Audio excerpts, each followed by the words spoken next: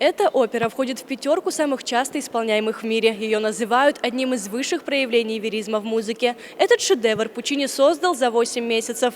«Богема». Именно она открывает новый сезон в театре оперы и балета.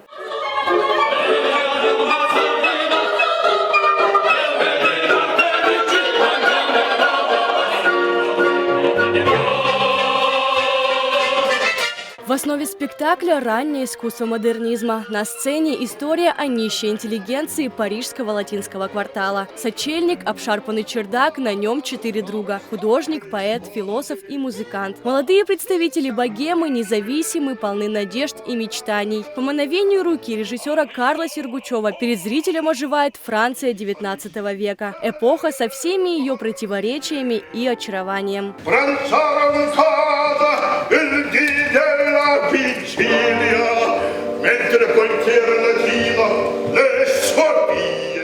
10 лет назад даже возникла идея создания богемы.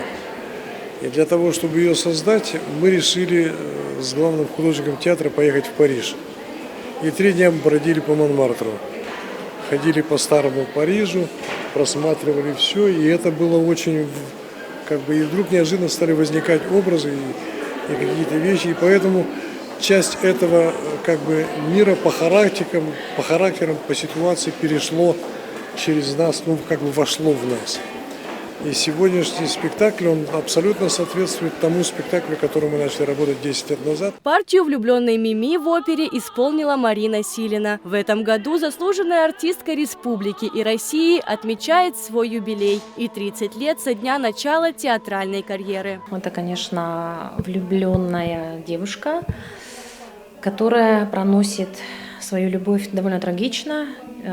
Жизнь ее заканчивается очень рано, она умирает, но она умирает с любовью, она умирает с вдохновением.